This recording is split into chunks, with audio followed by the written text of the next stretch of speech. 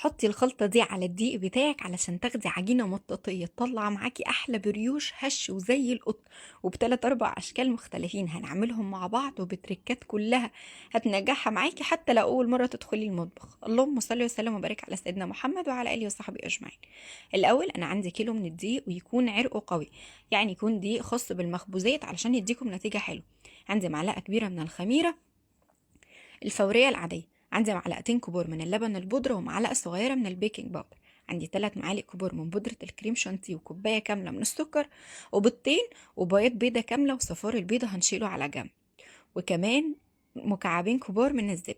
الخلطة بقى الحلوة اللي هنعملها ولازم نعملها علشان ناخد نتيجة حلوة: معلقتين من الدقيق ومعلقة كبيرة من السكر ومعلقة الخميرة بتاعتنا وعليهم ربع كوباية من اللبن. هنخلطهم ونسيبهم على جنب. في العجان او على ايديكم هننزل كل المكونات الجافة بتاعتنا، وبعدين هننزل عليها المواد السائلة يعني البيض وخليط الخميرة اللي احنا عملناه. ونسيت اقول لكم ان احنا هنا مش بنسيبه يخمر ولا اي حاجة، احنا بس عايزينه يرتاح كده كام دقيقة على ما نجهز بقية الحاجات بتاعتنا. نزلت على الكلام ده كله بكوباية وربع من اللبن الدافي. الخلطة عندي هنا خدت كوباية ونص. التركة بقى اللي هتفرق معانا قوي في الطعم اننا نحط عليها معلقتين كبار من القشطة. عايزه اقول لكم بتنقل الطعم في حتة تانية. عجنتها ولما اتلمت وبقت بتلزق شوية نزلت معلقتين الزبدة الكبار لما كانت التلزيق اخف شوية. العجينة بتاعتنا بتكون مطاطية، بتكون عجينة خفيفة شوية، يعني احنا مش عايزين قوامها يكون ناشف، لا، عايزينها عجينة طرية كده ولينة علشان تديكم نتيجة حلوة قوي في المخبوزات بتاعتكم. في الوقت ده هنغطيها وهنسيبها تخمر في مكان دافي تقريبا حوالي ساعة، ساعة الا ربع، على حسب المكان بتاعكم ودرجة حرارته. بعد ما خمرت بقى عايزة اقول لكم اللهم بارك طراوتها زادت، المطة بتاعتها بقت رهيبة. هاخد كده جزء من العجينة وابدأ ان انا اشكل منه كويرات. ما تنسوش بقى لو وصلتوا لحد هنا تعملوا لايك وشير كتير قوي للفيديو ومنشن لاصحابكم علشان يستفيدوا بالوصف. بدأت كده علشان اعمل اول شكل، ده سهل وبسيط خالص، شكل البريوش العادي جوه القالب. حطيته في قالب انجلش كيك كده، ظبطت شكل الدوائر وسبته بقى على جنب علشان يعمل. الجزء التاني بدأت كده ان انا بالفرادة بتاعة العجين او النشابة الصغيرة ان انا افردها كده. وخدوا بالكم هنا العجينة فيها تلزيقة بسيطة خالص، فممكن تدوها رشة من الدقيق، ولو ان انتوا مش هتحتاجوها لان احنا مغلفينها كويس قوي بالزيت قبل ما نحطها تخمر. حطيت رشة كويسة كده من الزبيب الاحمر وبدأت ان انا اقفل عليها العجينة بتاعتي. تاني بنعمل ايه؟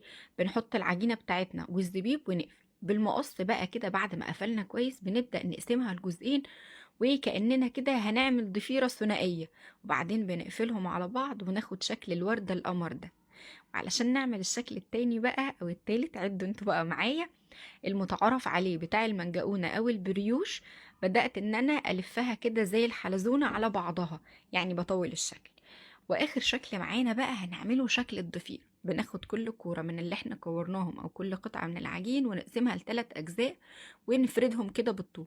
بنلزق الاطراف في بعض وبعدين يعني نجيب واحدة كده وواحدة، يعني بصوا بالعكس انتوا اعملوا ضفيرة هتطلع معاكم حلوة قوي وشكلها بيكون لطيف. يعني ال3 وبعدين مرة كده ومرة كده، مرة كده ومرة كده، لحد ما بناخد شكل الضفيرة الحلو بتاعنا ده. عايزه اقول لكم انها بتطلع حلوه قوي. صفار البيضه اللي شلناه على جنب خفيته معلقتين من الحليب وبدات ان انا ادهن بيه الوش بتاعي.